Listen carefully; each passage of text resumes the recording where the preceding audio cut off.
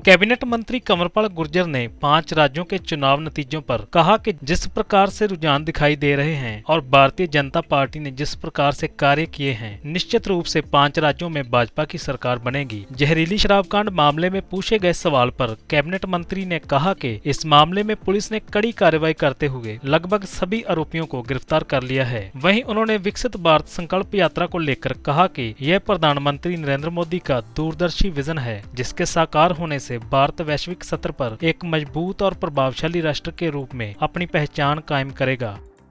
बहुत बड़ा उत्साह है और जैसा माननीय प्रधानमंत्री जी ने एक टारगेट दिया है लोगों को कि 2047 तक भारत को एक विकसित राष्ट्र बनाना, तो निश्चित तौर से हम उस दिशा में काम कर रहे हैं। जहाँ पहले जो पॉलिटिकल पार्टी थी वो इस प्रकार की उम्मीद करती थी, अगर किसी को भी कुछ भी देते थे तो वो चाहते थे उसके बदले में उसको वोट दें, लेकिन वर्तमान सरकार उस प्रकार से काम नहीं कर रही। वर्तमान सरकार ये मानती है कि ये सब कुछ उनके अधिकार है। अभी अगर बीपीएल कार्ड बना तो किसी को जाना नहीं पड़ा, कहीं भी उसको कार्ड अपना मिला। आयुष्मान कार्ड किसी का बना, जाना नहीं पड़ा। पेंशन है तो जाना नहीं पड़ा। आज नौकरी के लिए सिफारिश की जरूरत नहीं है, योग्यता की जरूरत है।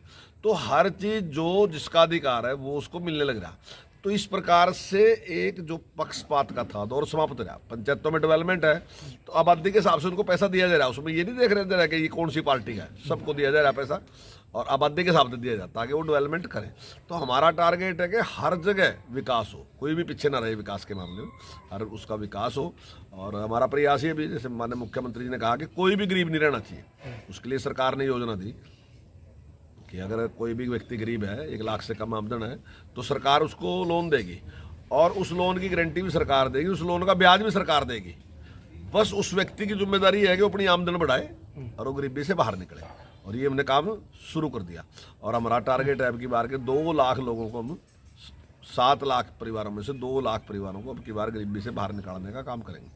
और मैं समझता हूँ अब से पहले शायद हमने 70-80 हज़ार के करीब लोग ऐसे हैं जिनको हमने इस प्रकार का लोन दे दिया। साथ ही हमने HKRN में भी जिन लोगों की आमदनी 1 लाख से कम है उनको 30 नंबर देने का काम किया ताकि उन्हें वो जल्दी गरीबी से बाहर निकले, उनके पास कुछ रोजगार हो। तो उसमें भी हमने दिया। जिनकी 1,80,000 से कम है उनको 20 नंबर देने का काम किया ताकि जो अति गरीब है, जिसके बारे में पंडित दीनदयाल उपाध्याय ने कहा कि जो अंतिम लाइन में उसके लिए प्रयास करो, जिसके बारे में डॉक्टर भीमराव अम्बेडकर जी ने कहा कि जो अंतिम व्यक्ति है उसकी चिंता करो। तो हम उस व्यक्ति की चिंता कर रहे हैं और उसके लिए काम कर रहे हैं। अरे बहुत बड़ा दूरदर्शी विजन है। देखिए, जरूरत इस बात की, आप कुछ % लोगों से अगर ये कहोगे भाई ग्रोथ बहुत अच्छी है हमारी और उनके पास बहुत पैसा, हमारे पास बहुत पैसा, उससे काम नहीं बढ़ सकता। आम आदमी के पास भी इतने संसाधन जरूर चाहिए कि उसके जो घर का खर्चा है वो चले। हम ये नहीं कहते कि हम सबको सेठ बना देंगे, पर हम ऐसा चाहते हैं कोई भी आदमी ऐसा असहाय ना हो जिसको अपने खाने के लाले हो या उसको इलाज कराने की दिक्कत हो। तो ये जो मूलभूत आवश्यकताएं इतनी इसके पास पैसा होना चाहिए वो उनको अपने पूरा करें। हम नहीं चाहते कि ये सारा का सारा लगातार इसी प्रकार चलता रहे। लोगों की अपनी आमदनी बढ़ दीजिए, उसके लिए हम प्रयास कर रहे हैं। घोटाला है वो सैकड़ों करोड़ रुपए का घोटाला है और उसकी जांच करना, उसकी बारीकियों को देखना ये जरूरी है।